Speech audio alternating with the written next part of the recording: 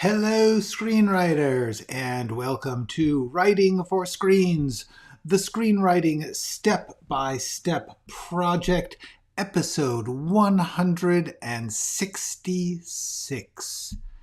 My name is Glenn Gers, and I come to you every weekday from 3 p.m. Pacific Standard Time, if I can make it, to let you look over my shoulder, share my screen as I write a script. And I do this in order to teach screenwriting, to teach a part of screenwriting that I think is underserved in the screenwriting teaching universe, which is the process, the day-to-day working process of getting it page by page, scene by scene, line by line, getting it figured out, getting it done. Doesn't matter what kind of script it is, I'm just talking about how do you make a script out of nothing. And so I want to demystify that process by showing you how I figured out for myself during a 25-year career writing for movies and television. It is not the only process. It is not the best process. It is not the surefire, you're going to sell this process. It is the process by which you might figure out a way to get it done for yourself. Take what works for you, throw away the rest. Everybody works differently. You need to figure out what's good for you. I'm just trying to show you some tricks and tips and methods, because when you're looking at a blank page, maybe it will be helpful to you. That is the deal. Oh, hi, Division 5. Hi, Natasha. It is good to see y'all here. Everybody's piling in. We got a good crowd already, so I'm going to get right to work, because also we're getting on a roll here. We're actually getting somewhere. So let's look at the stuff. When I was setting up to turn this thing on, I actually did a little thinking, so I wrote it down here. I put it in bolds. I was going to just do it, and I was like, oh, but then they won't see that I did it, so I wanted to show it to you. Hello, Orfeh. Good to see you. So here's the deal. This is the end of the scene that we were doing yesterday. Hey, I write and everybody. Good to see you. All right. So here's the deal. There is, and this is kitschy. There's this line towards the end where Xena is trying to attend to the fears of Norman and Shrimpton, the grown-ups in the room, about the fact that they are sending a tweaker to get evidence from an innocent woman and an innocent bystander, really. So Xena says, okay, Carl, will you promise not to harm George's ex-wife while you're getting the evidence? And he says, except in self-defense, which is okay.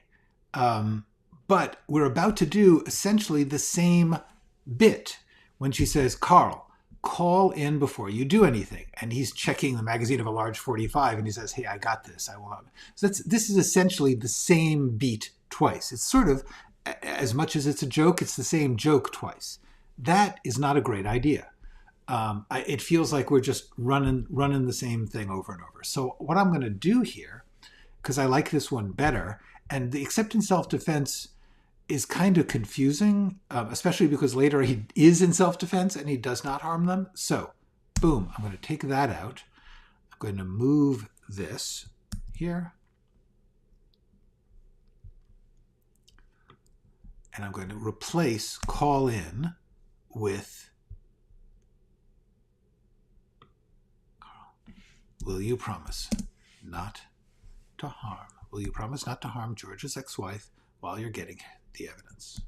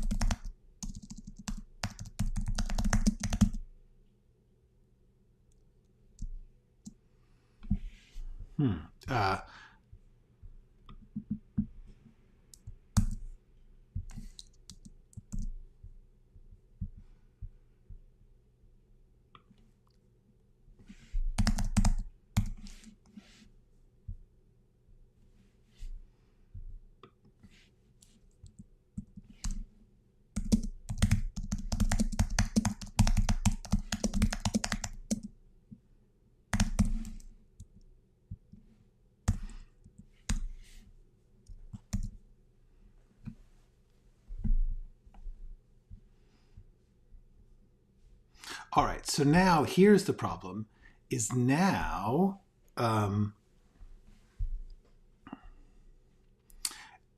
Shrimpton is going to disconnect and flip out.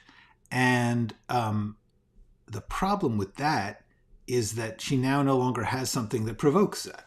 So the question is, do I simply replace this line, I gotta say, or do we move to, yeah, I think what I'm going to do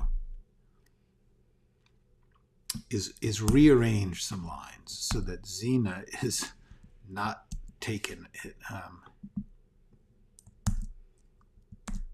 Okay. So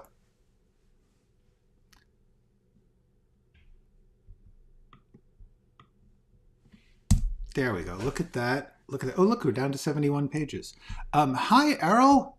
Nice to see you. This is you're a new speaker, a new chatter. Great to see you. Thank you for showing up. We are rewriting. I am just going over a scene that, and this is really a useful tip for you all. If you, like yesterday, I felt really sure that certain lines were good. I come back today, I'm no longer like in it, like among the trees, and I can see the forest better. And I say, oh, wait, that tree, excess, can go. Coming back to things over and over is really, really important. Hang on, because I have this here. There we go. Here it is. You go over it and over it and over it. And you don't just do this because you're obsessive compulsive or because somehow or other you're going to find some magical cure. You simply do it because you see things differently every time you come back. You are a slightly different person every day. Every time you come back to it, the things that have happened, the things you've learned, the way that you're thinking is different. And so the way that you look at your script and tweak it is you're seeing different things. So if you just keep doing that, every time you might miss something, but you'll also see something you didn't see. So if you just do that over and over again, you kind of smooth out all your rough edges and you get it to really work. So that is my lesson.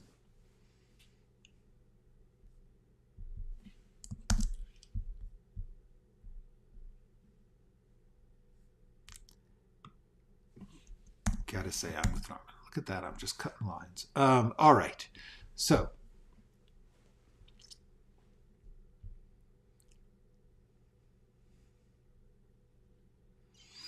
I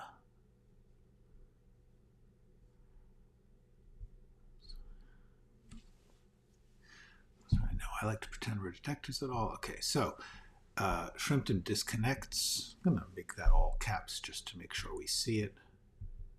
But I'm going to...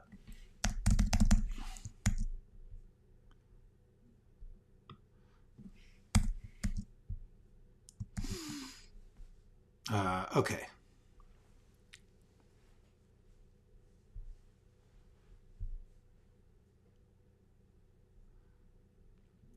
Okay.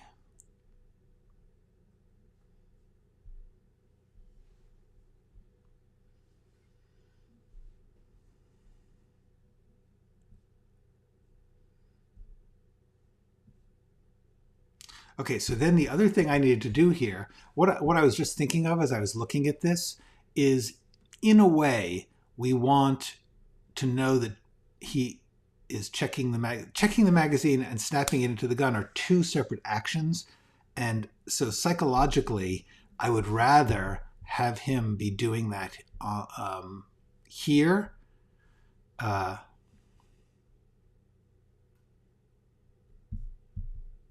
Yeah, I think I'm just going to as he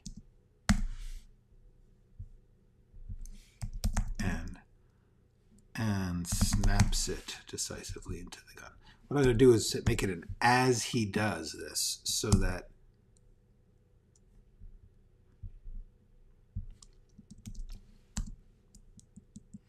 okay.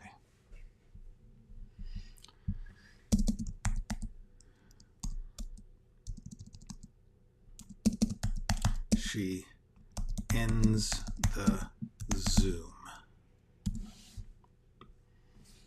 All right. Meeting. opens the Zoom meeting. Okay, that's not bad. Now we have this scene works a little better.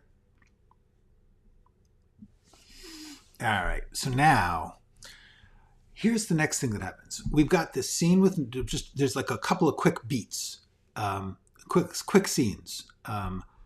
Norman sits back and he's frustrated, but he's in the middle of traffic, so he can't just sit there fretting. Then we watch Carl leave, and Carl is very dangerous. And so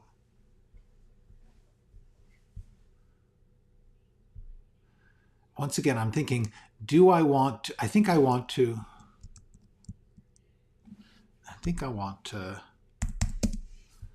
put the shooting, firing into a nearby car several times, and drawing is 45 and firing into a nearby car several times. Yeah, I think we want to end on the shooting. Carrying his saddlebags. Okay.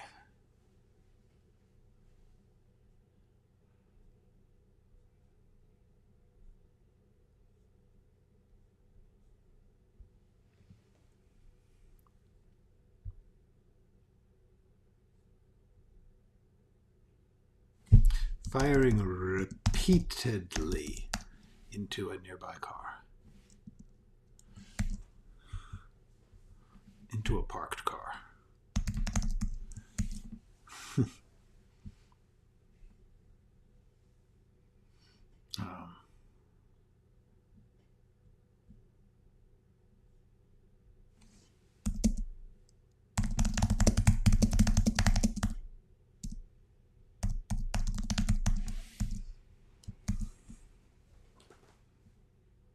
Into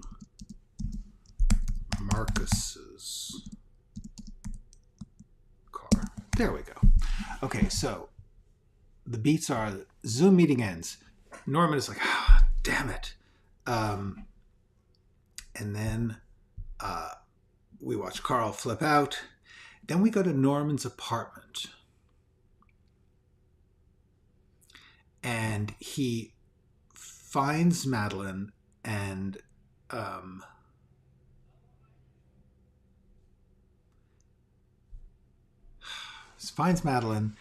he's calling her, and it goes to voicemail.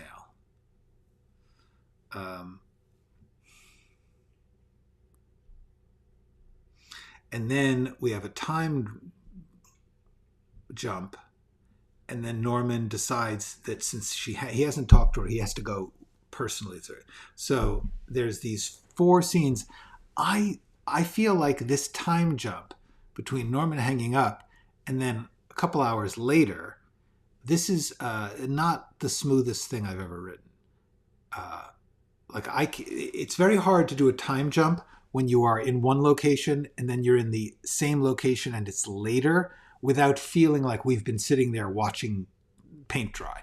And you can do it. You can do it dissolve. You can do all sorts of ways, changing the light. That's all. But it still feels like it slows things down. So what I'm thinking is, what if he makes the call from the car, and we put this information here? I just hate going to the house just to sit.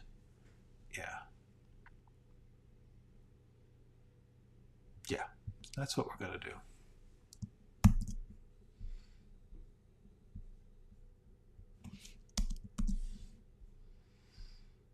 Hi, Dan. Dan says hi. All right, so drawing is 45 and firing repeatedly. Okay, then we're going to move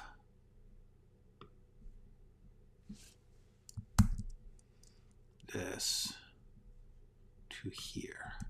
All right, so now he's Norman opens up his laptop. Let's see. Now, so now he's in his car, so he has to, and I just had to, see, now he's blocking a turn light, so he starts up his car.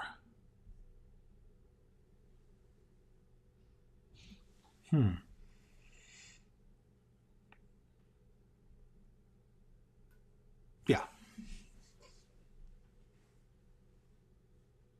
Yeah.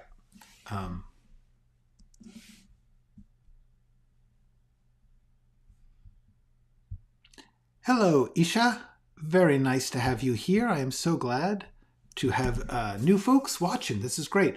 What I am doing is I've got 4 scenes in a row, and I believe I can condense it down to 2 of them into 1 scene, so as to not drag out the time of these steps. This is a really big thing in screenwriting, actually. Finding ways to not show every step of a process. Every step of a process is great when you're doing something really cool, like like a heist or something. But when you're just like doing ordinary stuff, sometimes you want to see, is there a way to skip a step? Because the audience gets it very quickly. They understand. They know what's on his mind. They know that it's bothering him. So in fact, have him come. It's like to stop the action. He's frustrated in the car. To stop the action, have him get home and then act upon his frustration, and then later act upon not getting a call back in the same location. It's a lot of steps. So I think, in fact, I am now sure.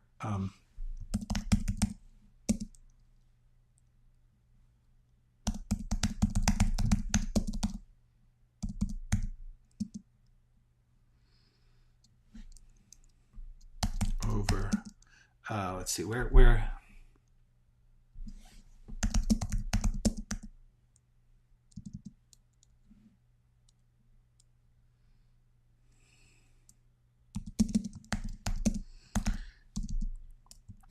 pulls over and parks. Pulls over and parks.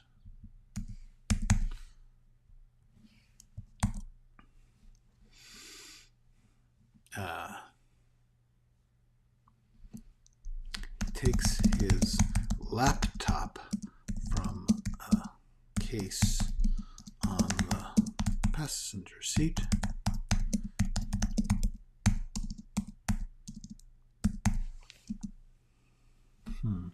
See, what I need to do now is see how he knows George's phone number. He's going to call George. George's number is on the assumption that the dead woman is in George's house. That's where Dondosky is headed. So the question is, so he would have a list. Do I want to bother with the laptop, or could he have it on his phone? One of the things we need to do is I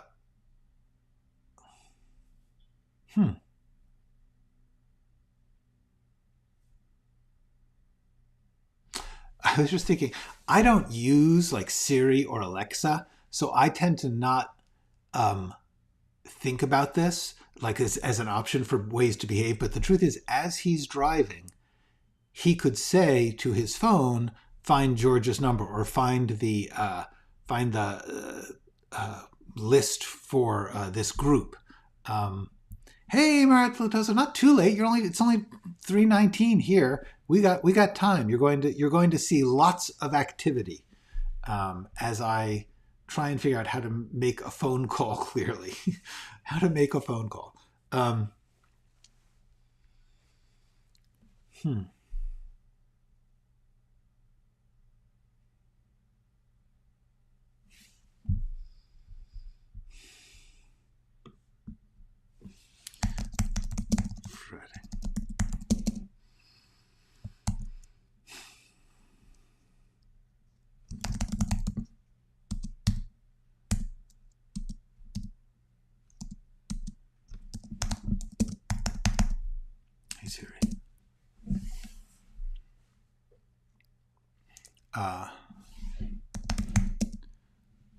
Find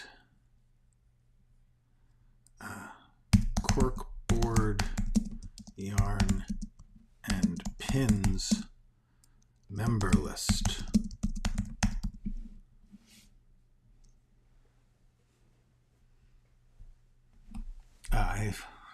Okay.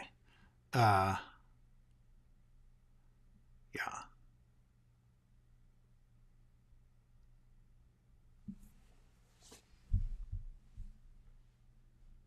Um, yes, actually, Downton Abbey is really good for that. It's really fascinating how fast scenes happen in Downton Abbey, considering how much is going on, how much character and plot gets into really quick scenes. Um, it's really interesting. Downton Abbey is a fascinating example when you step back and look at it like technically of um, of how much he gets. Julian Fellows does get in and out of scenes and get the point of scenes across without it seeming forced. That's really the trick. It's not that he does it fast; it's that he does it fast and it doesn't seem fast. It's taking place 100 years ago, and honestly, things are supposed to go at a more leisurely pace. What's fascinating is how he does. He makes that move. It's great. It's a great thing to study for that. Okay.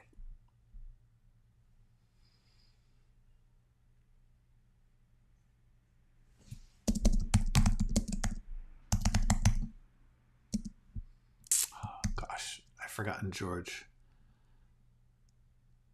Um,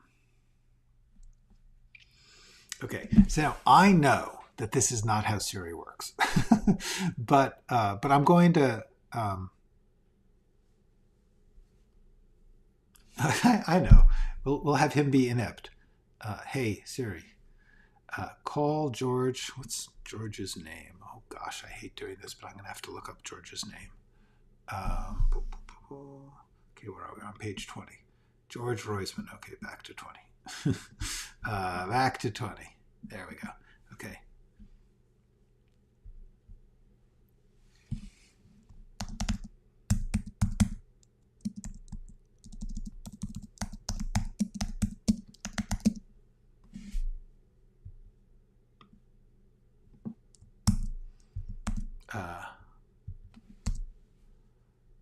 Member list. He's on the George Blade.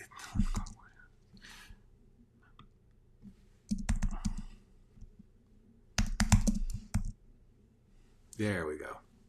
Yeah. Okay, George.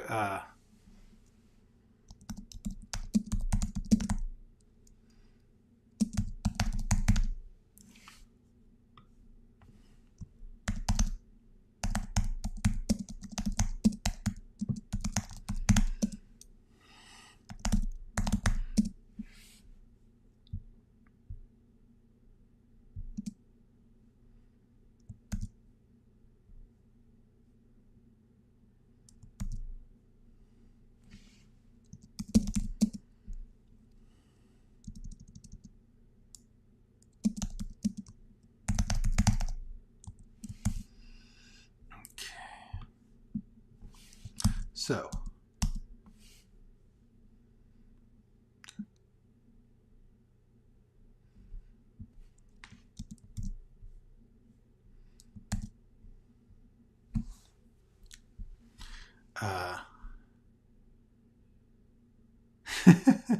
do you know Errol? That's wild. Is that does Natasha, do you know Errol, who is over here? Hi Errol. Um, I got people knowing each other on the chat. All right.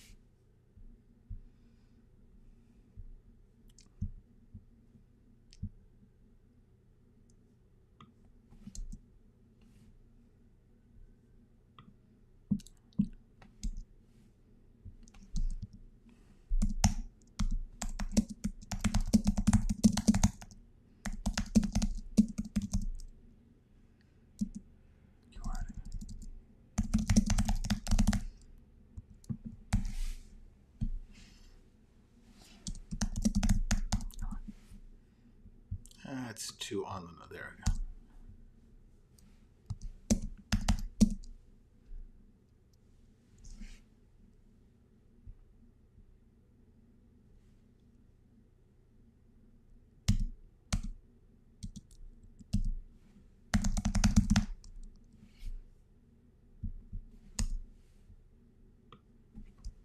There we go. I'm trying to cool. Wait, wrong arrow. Nope, right arrow. That's fun. Great. Hi guys. I'm so glad that you. Please, everybody, bring friends. We have more than enough to drink. Please, I love that you guys are telling me each other about me. That is super great.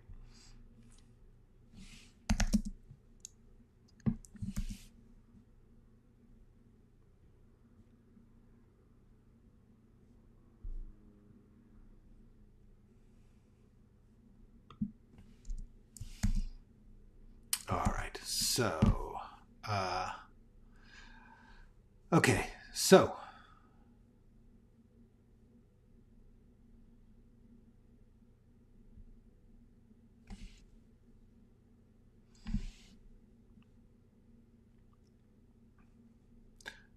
The point of this little bit is to suggest that while Norman is somewhat 21st century, he's also somewhat incompetent in the 21st century.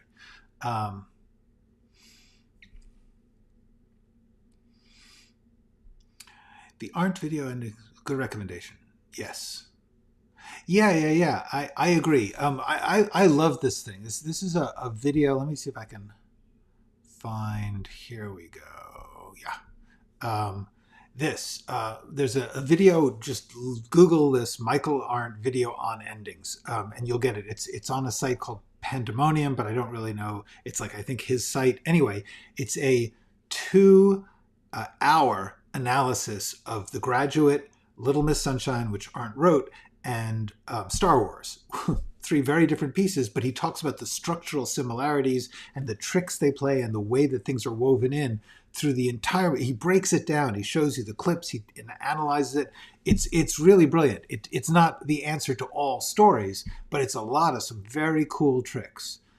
Anyway, once I have to urge you to remember, there is no single unified proper story structure. There are many, many possible structures. Michael Arndt has analyzed one of them, and he's done it very, very well. And you should learn it because you should know as many as possible. You should have as many different methods and structures in your head as you can, so that when you're working, you can pull the one you need at the moment you need it. That is the trick of actually being a good writer. If you don't have any friends, Pedro, you've come to the right place. This is where you will win friends and influence people by writing scripts. Yes, that video is super good.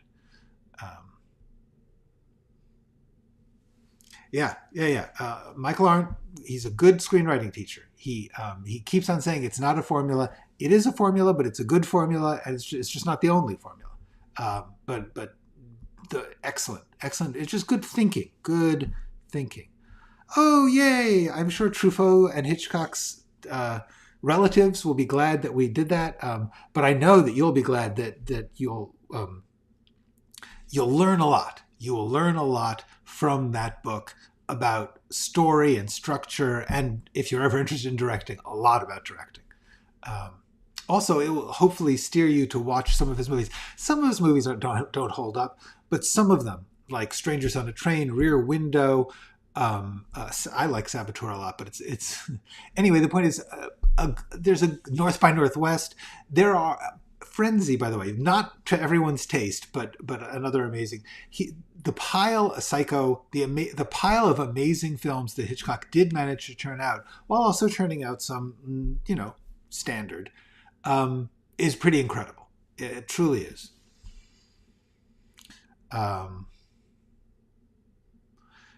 Oh yeah. This is a trick. This is a great thing. I will get to this, Marital Toso, because this is actually a good question.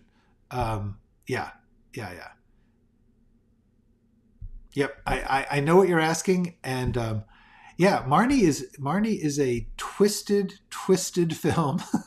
um, uh, the cool thing about Hitchcock, which people picked up on in later generations, is how deeply psychologically disturbed Hitchcock and all of his characters are. See Vertigo. Um, and yet how he's made that into mainstream art. It's quite a beautiful thing. All right.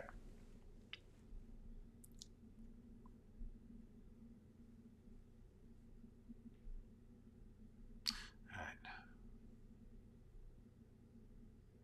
This is not what I want. Uh,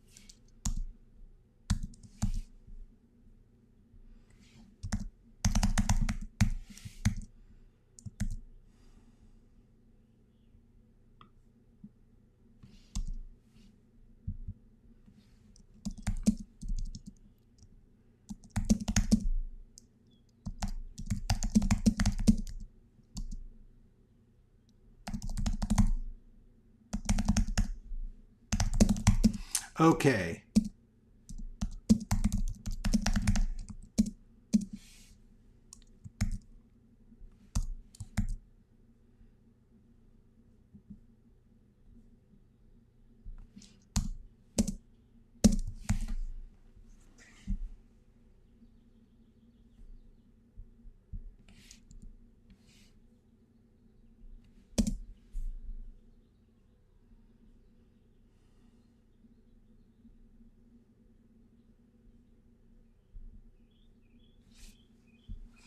Hmm. Let me see. I'm just trying to think. I want to make sure I get this short, and like the point is simply that she doesn't answer the phone. Um, and the other thing is, would George? Oh yeah.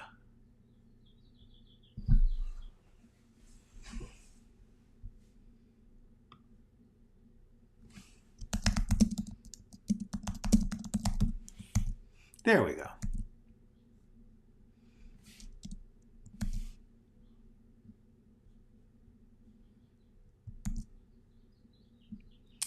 Okay.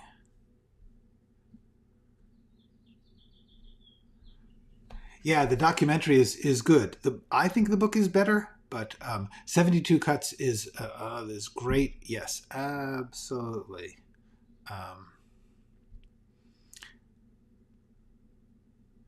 uh, Themes, the interesting thing about Hitchcock is how much more we read into it than he says was in it. Hitchcock is of the old school studio, like as he said, my movies are slices of cake. He wanted them to be pure entertainment. Ha ha ha. They're clearly not. There's clearly much more going on. Um, I think that you'll be able to. Well, there's plenty of stuff about Hitchcock. You will find it. Your characters are twisted, so you strive. Yes, absolutely. Um, that is fair. Yeah, Vertigo would never get made today. No studio on earth would spend that much time and money on something that is so dark and quirky and personal. Um,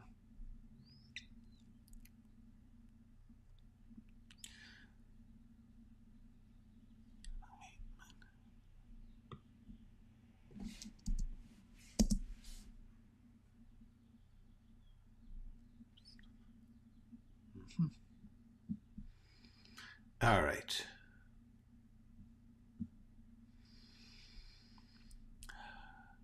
Okay, so we're moving along. We got. Okay, this is not.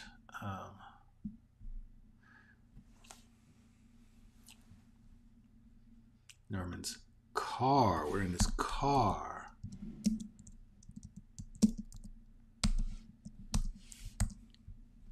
Siri, kill me now.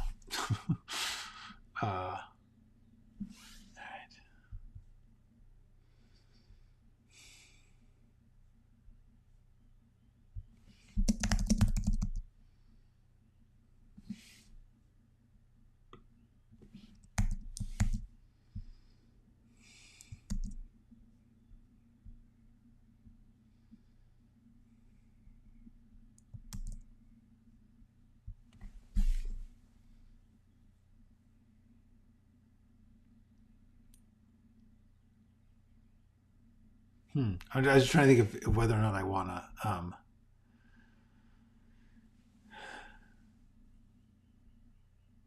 Whether I want to add a joke there. See, because that was lame is, yeah.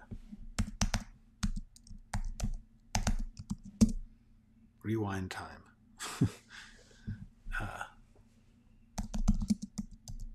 The problem with Kill Me Now is that it's in the context of a story about murder and people, it's not as funny.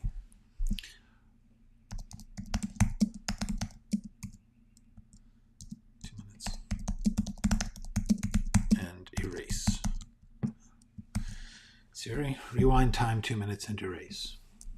That's, there we go. Okay.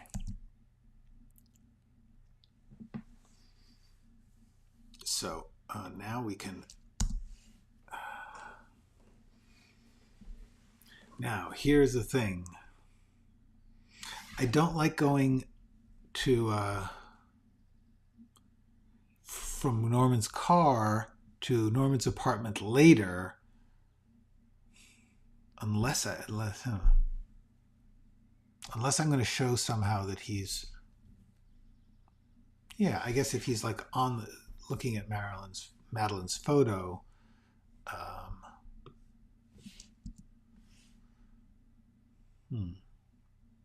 yeah.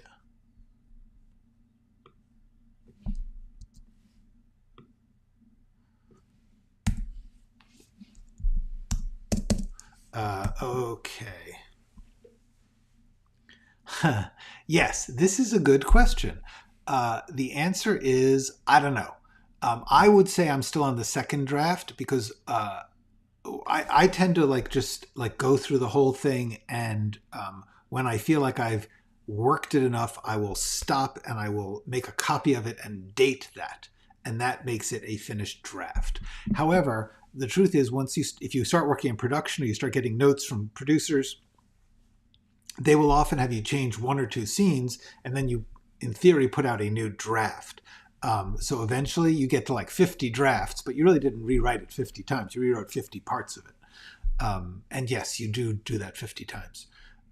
So I personally don't call those really drafts, but it depends on if you're doing it for yourself. I think of it as a draft when I feel like I've done enough changes to make it a new thing. Although, in order to keep track, I have to tell you, there are times when somebody has given me a note, I've changed one little scene, and then I have to put a new date on it because the only way I know which is the most recent copy, which has all the little fixes. So, yeah, call it a draft. What the heck? Say you did 17 drafts. That's fair. Okay.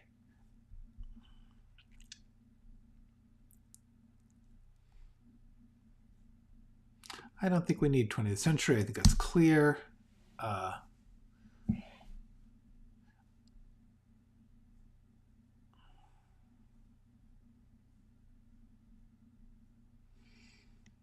Norman.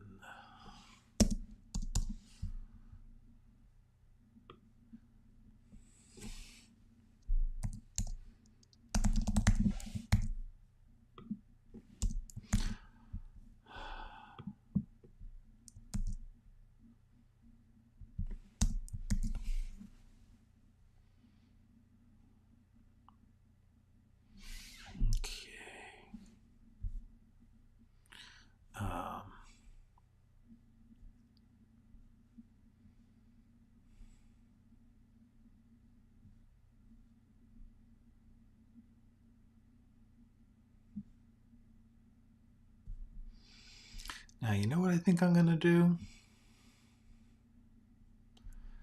Here's the thing. I've got these two beats of her walking around George's house, and I'm going to put them between. There we go. Okay, so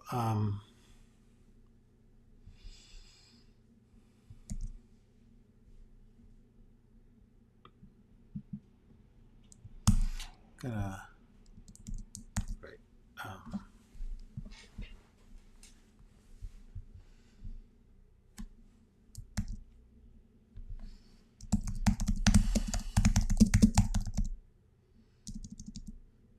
Deep, decisive breath and stands up.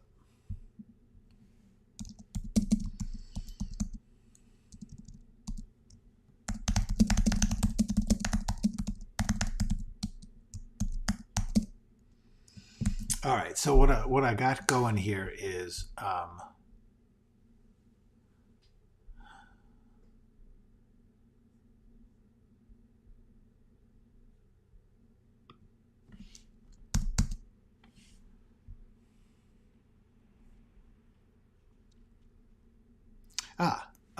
this is a good question.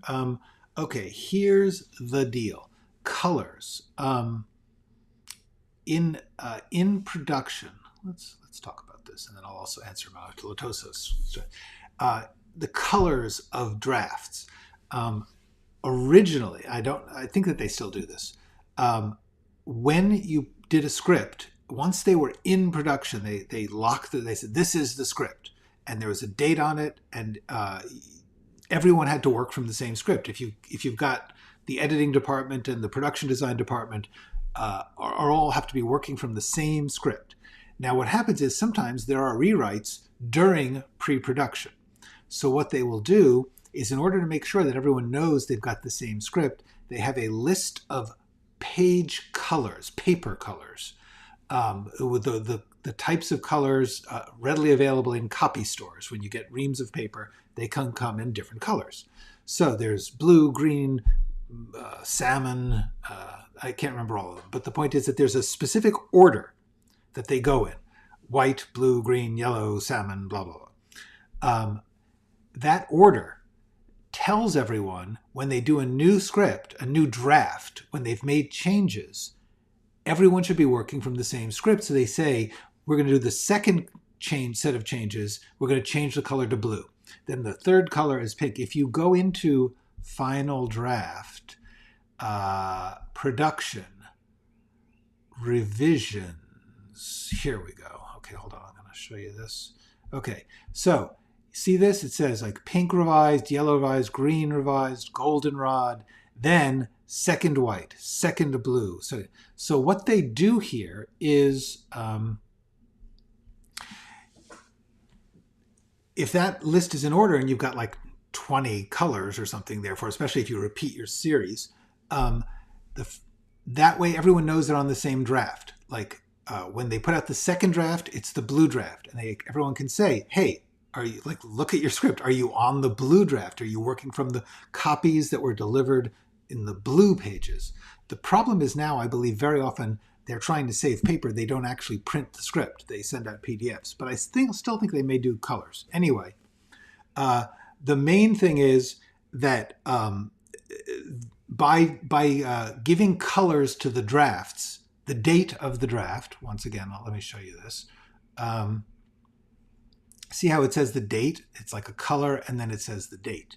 So therefore, if you've all working on the draft from Thursday, and then on Sunday they have a new draft, so therefore the Thursday draft is goldenrod, and the Friday draft is green, it helps everyone know they're on the same page, literally. So that is the answer to why there are colors. This is completely irrelevant unless you are actually in production with a major studio. That is the only time. There is the pork store is from The Sopranos. That's the place where they hang out. Satriale's is their headquarters, where they work, where they have their offices. So that's what the shirt is. The Sopranos. Okay, so let me get back to Maritolatoso's question, because the question here is you're uh, like introducing a character who you don't see. What do you do with the character description? Let's talk about this right here. For instance, suppose uh, we were meeting a character. Um, yeah, I'm going to just type this in here. Okay, interior office day, whatever. Fred is working. He gets a call on the intercom from his boss.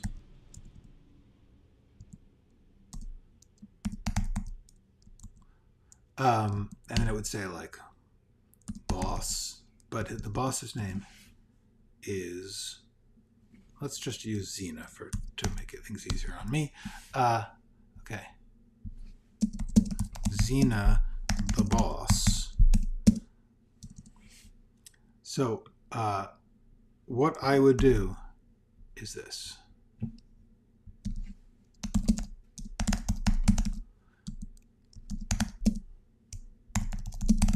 Come up to my office right away.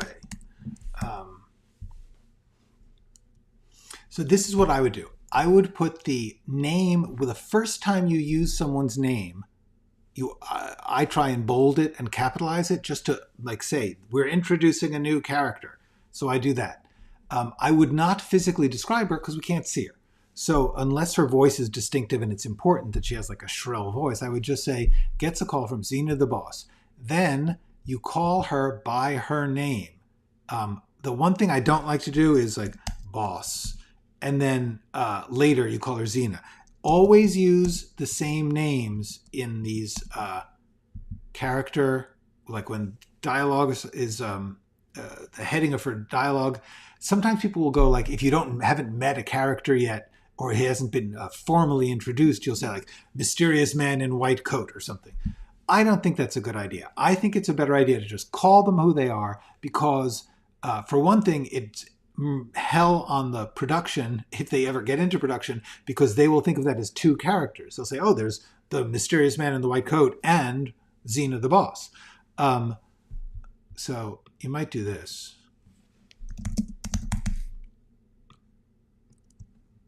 There. From Xena. From his boss, Xena. Actually, you would do her last name. Morano. There we go. So the point is, I would not do this. I would not do, he gets a call from an annoying voice. Annoying voice.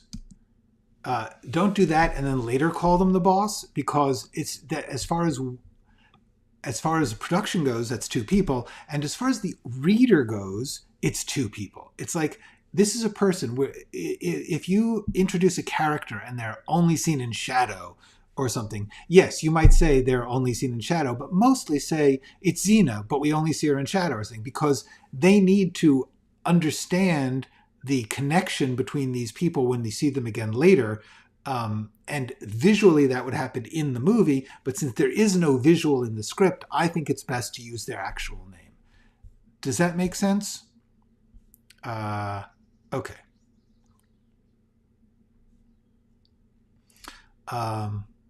You're welcome. Yeah, partly so that actors can find their part, and definitely so that they don't miss a part of their part. But mainly it's for like when when they come up with the budget, they count those names. They say like we need 6 people at full salary.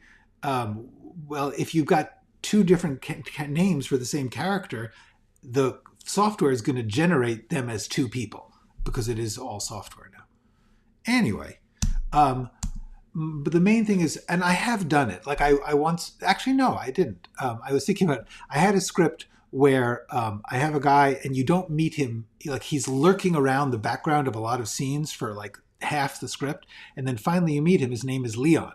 However, up until then, I called him the man in the green army coat because that's how he was described.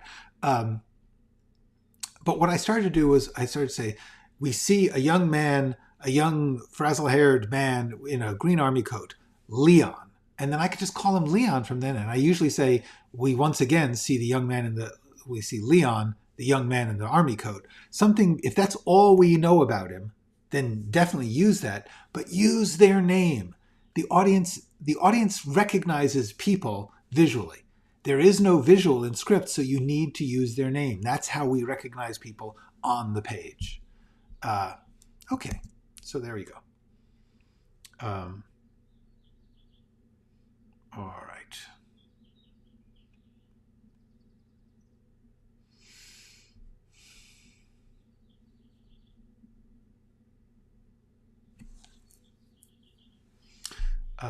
Let's see. What I need to do now is establish that she's getting to work.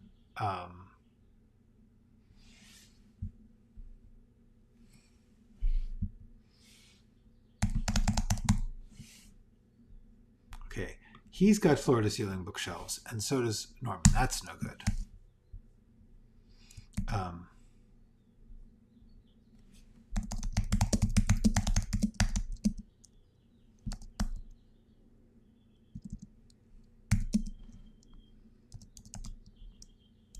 So the main thing is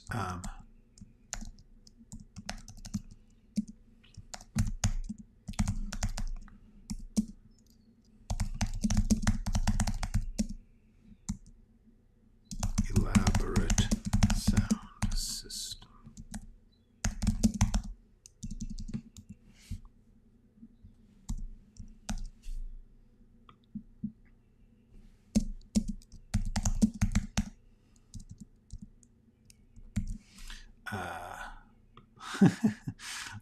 Bacon.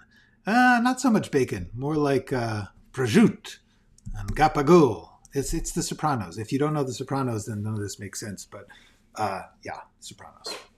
Satriales. There's murders happened in this place, and they've got a back room. Actually, the back room is their office is actually at the Bada Bing, which is the strip club. But they have a second office at the pork store. What can I tell you? It's a complicated business being in the mafia in New Jersey.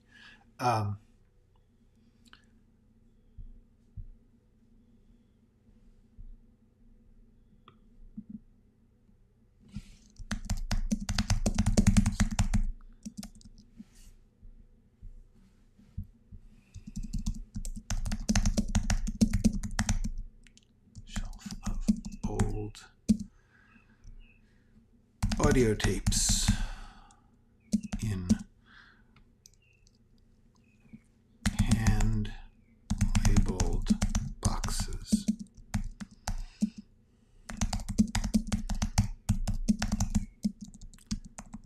And resist the lure of memory lane.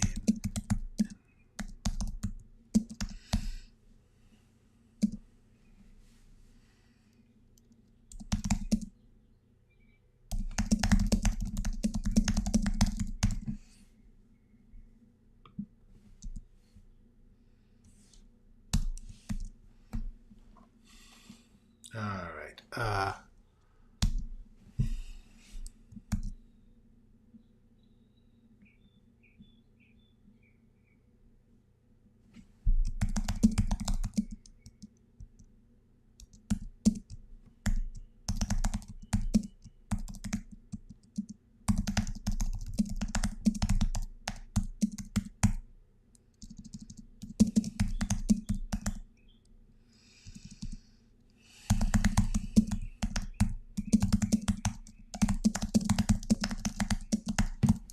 All right.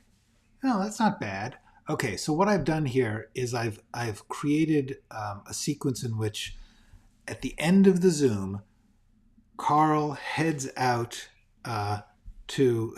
Sorry. Yes, the pork store is indeed where they would chop the bodies because they had like bone saws and things, and a freezer. I'm writing a mystery thriller. Sometimes I keep a character's name until I absolutely can't. Yeah, I find it. Well, the thing is that in order to do that, you have to give them some other name. In other words, you have to identify them on the page somehow. So it can work to amplify the suspense in the read. Um, the thing I would just urge you to do is be sure that whatever your alternate name is, whatever way you're identifying them, is clear and decisive and has some personality as a name does, because otherwise it just feels like you're when people say like things like the man with the white coat or something, it starts to feel like just like you're deliberately hiding something behind your back, but making very clear that you're hiding it. So that it doesn't amplify the suspense. It just puts you between them and the suspense. But it depends on how you do it. So there ain't no absolute. Yes, yes, indeed. All right. Okay. So now Norman. Norman is frustrated. Carl is heading out and he's dangerous. He's unstable. Norman decides to call George, but she doesn't pick up. Yeah,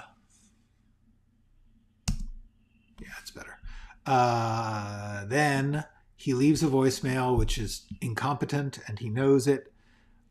She, meanwhile, not having any idea that all this is coming at her, just starts to get to work. The next phase of her life is that she is going to try and figure out what to do with George's life, George's stuff that she has suddenly become responsible for.